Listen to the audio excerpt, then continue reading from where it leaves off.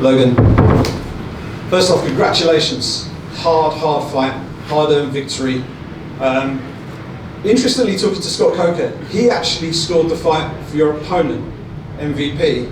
What's your immediate reaction to that? Probably the first time you've heard that. So, what do you say to those who suggest that MVP might have done enough to win? What rounds besides round 4? You know, I get it. It was, like I said, props to him. He's fast and explosive. But I won all those positions, and I took the fight where I wanted it. You know, and so if he would have wanted to keep it standing, then why didn't he? And so I won round 1, 2, 3, and 5. So I mean, if you think that besides round 4, clearly it was him. You know, and 1, 5, and 2 is clearly me. So I don't know. I guess people want to can score it. You know, that's why judging is the way it is in our sport. So good for him, I guess. Fighting MVP is a very tricky proposition. You said so in the cage, and you know you were getting boots. Obviously, you're in MVP's backyard, but as someone who's been in there for 5 rounds with him, explain to us just how tough a proposition it is to deal with someone as uniquely skilled as him. How you dealt with it? Yeah, you know, you watch his fights, and he KOs people and all these.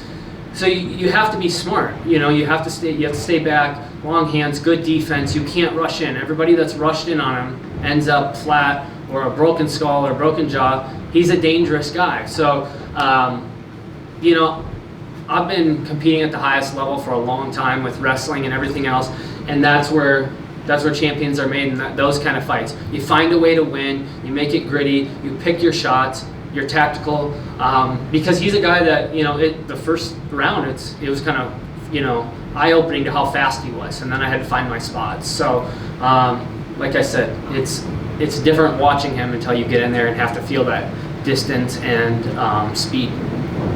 Just building on that, what was it like when he was having those taunting motions and wind up his hands in front of you?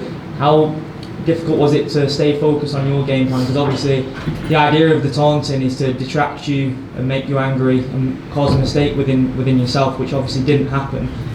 So what was your mindset when those things were happening? Yeah, you know, in the 4th, you know, I didn't really throw a lot there because that's when you get hit and you try to match his speed, you know.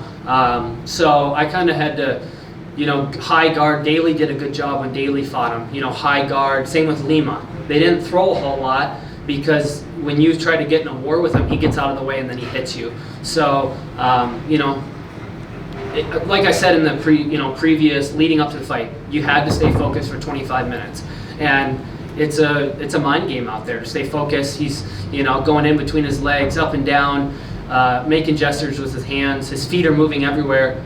Your mind, you know, fighting's a lot more detailed than the average person realize what's all processing through your brain in there during that fight.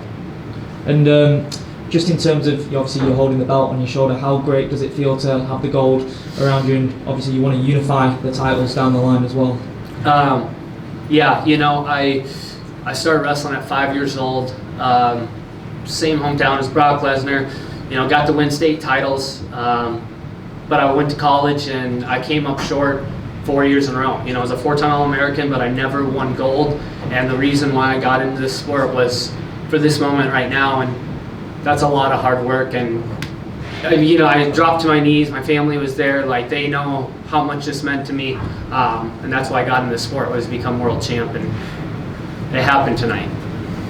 Logan, I just want to ask about how you prepare for this fight. We obviously know Michael Venom Page has a very different frame. There's not very many people that sort of match the frame. I think the only guy that comes to mind really is Raymond Daniels, who's on the west coast of the States. How are the guys at Stanford MMA, so like guys like Robbie Lawler, Ian Gary, Jason Jackson, Gilbert, all the team there, how have they helped you prepare for this bout? So when Gilbert fought Stephen Thompson, Raymond Daniels was out there. So I got to spend a little time with him even before, you know, I knew this. So I got to feel it a little bit. Jason Jackson, good friend of mine in my weight class. Delano Taylor, he fights at PFL. He's long, athletic. Ian Gary, good friend of mine at Sanford. All those guys are kind of long, rangy, good counter strikers, but they're not as fast as MVP. You know, like, and that's kind of what it what I kind of felt out there. I did a good job of not getting clipped hard. You know, I kind of saw things coming, had high guard, and so, but the guys at Sanford have helped me get this. You know, they're the reason I'm here. That whole coaching staff, from Kami Barzini, Jason Stroud, Robbie Lawler, Henry Hoof, Greg Jones, all those guys helped me get this.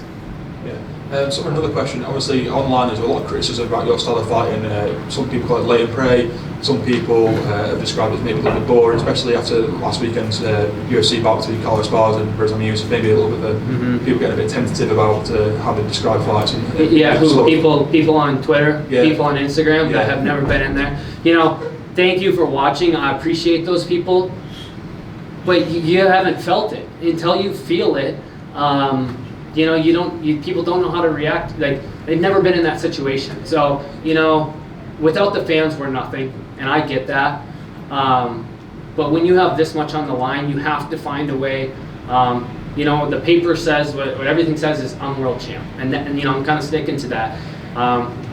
You know, Bader's fight, you know, Bader's a good friend of mine, I know. It wasn't the most exciting fight, but he found a way to win. And at the end of the day, you know, we get in this sport to win. You know, we want to be entertainers, but this is also a sport. And at the end of the day, you know, being champ and being a winner is important too. There was some questions about the scoring of the cards, and some people were saying maybe MVP should get a rematch. Now you've came to London, you fought MVP's hometown. If you were to offer a rematch, would it have to be in your hometown and under your rules?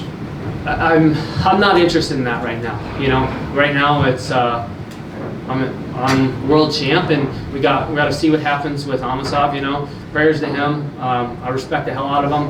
We spent 15 minutes in there.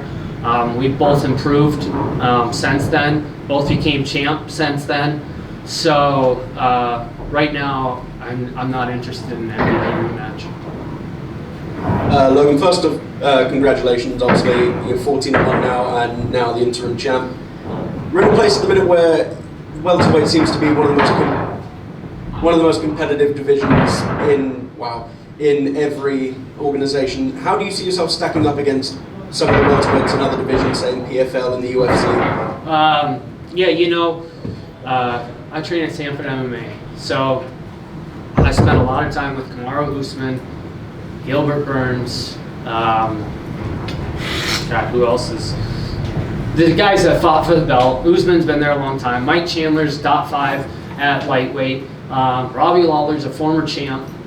So, Ian Gary's there. All these guys, Delano Taylor, Jason, all these guys from different divisions. Shavkat's there. So we have a lot of guys.